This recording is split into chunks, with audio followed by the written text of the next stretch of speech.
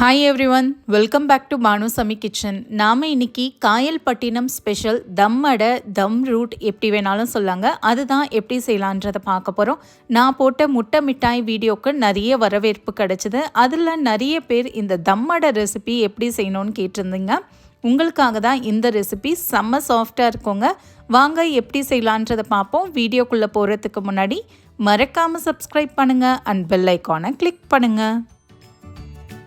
First நம்ம சர்க்கரை அரைச்சிக்கலாங்க. Mixie ஜாரில் 200 கிராம் அளவுக்கு சர்க்கரை சேர்த்துக்கோங்க. 1 கப்பு நான் சேர்த்துருக்கேன். இதில் 3 ஏலக்காவை சேர்த்துட்டு மைய அரைச்சி எடுத்துகிட்டு வந்துடுங்க. இந்த மாதிரி ஃபைன் பவுடராக இருக்கணும்.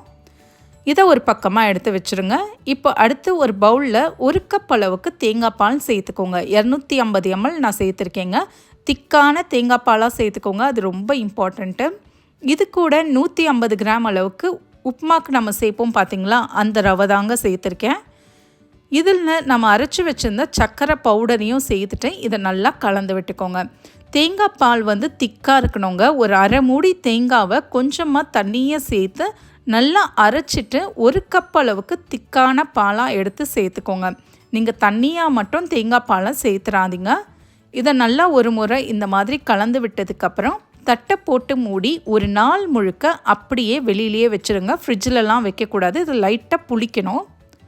அடுத்த நாள் காலையில் பார்த்திங்கன்னா இந்த அளவுக்கு ரவை நல்லா உப்பி இருக்கோங்க. பாருங்கள், நல்லா ரவை சோக்காகி நமக்கு டெக்ஸ்சர் பார்த்திங்கன்னா வரையாக இல்லாமல் சாஃப்டாக இருக்கும். இதை நல்லா ஒரு முறை நம்ம கலந்து விட்டுக்கலாம்.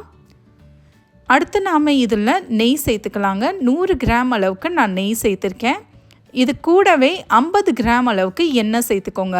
எண்ணெய் சேர்க்கும் போது தம் அடை நல்லா சாஃப்டாக கிடைக்குங்க. அதனால 100 கிராம் நெய், 50 கிராம் எண்ணெய் சேர்த்தா கரெக்டாக இருக்கும்.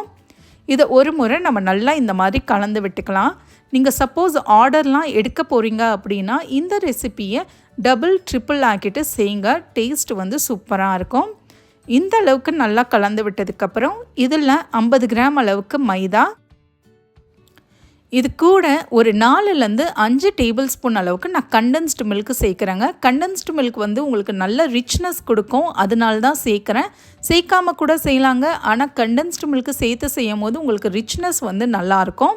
ஒரு 4லேருந்து 5 டேபிள் ஸ்பூன் அளவுக்கு கண்டென்ஸ்டு மில்கை சேர்த்துட்டு நல்லா கலந்து விட்டுக்கோங்க. இது ஒரு கேக் பேட்டர் மாதிரி இருக்கணுங்க. பாருங்கள், இந்த அளவுக்கு நல்லா கலந்து விட்டதுக்கப்புறம் இதில் நான் 2 முட்டையை அடிச்சிட்டு இதில் சேர்த்துருக்கேங்க. ஒரு முட்டை அளவு 50 கிராம் இருக்கணுங்க. ஏன் கிராம் படி சொல்கிறேன்னா உங்களுக்கு கரெக்டாக வரும். ஏன்னா கேக்லாம் செய்யும் போது கிராம் படி தான் செய்யணும். கொஞ்சமாக ஒரு சிட்டிகை அளவுக்கு உப்பை சேர்த்துட்டு இதை நல்லா கலந்து விட்டுக்கலாம். மாவுடைய கன்சிஸ்டன்சி பார்த்திங்கன்னா கேக் பேட்டர் எந்த மாதிரி இருக்கணுமோ அதே மாதிரி தான் இருக்கணும். ரொம்ப தண்ணியாகவும் இருக்கக்கூடாது. பாருங்கள், இந்த மாதிரி ரிப்பன் மாதிரி விழணும். மாவு எடுத்திங்கன்னா ரிப்பன் மாதிரி விழணும். இது நீங்கள் 6 இன்ச்சு பேன், 7 இன்ச்சு பேனில் கூட போட்டு பேக் பண்ணலாங்க. நான் கப் கேக் ட்ரேயில் பேக் பண்ணுறேன். சப்போஸ் அவன் இல்லாதவங்க இந்த மாதிரி குட்டி குட்டி கிண்ணத்தில் போட்டு கடாயில் கூட பேக் பண்ணி எடுத்துக்கோங்க.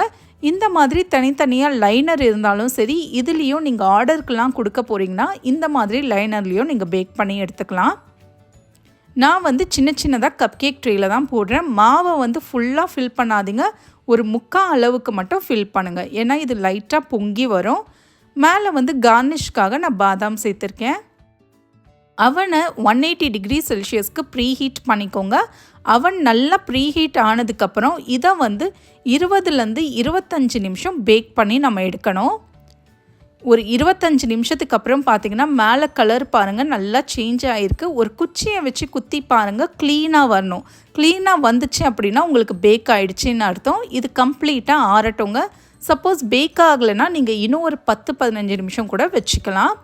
நல்லா ஆறுனதுக்கப்புறம் இதை ஓப்பன் பண்ணுங்கள். நல்லா சாஃப்டாக இருக்குங்க, உள்ள டேஸ்ட்டாக இருக்கும். அந்த தேங்காய் பாலோடைய டேஸ்ட்டு எல்லாமே பர்ஃபெக்டாக இருக்கும். இதே அளவுகளோடு நீங்கள் செய்யுங்க, உங்களுக்கும் இது சூப்பராகவே வரும். ட்ரை பண்ணி பார்த்துட்டு எப்படி வந்ததுன்றதை எனக்கு கமெண்ட்ஸில் சொல்லுங்கள். மறக்காமல் சப்ஸ்கிரைப் பண்ணுங்கள் அண்ட் பெல் ஐக்கானை கிளிக் பண்ணுங்கள். தேங்க்யூ ஃபார் வாட்சிங்.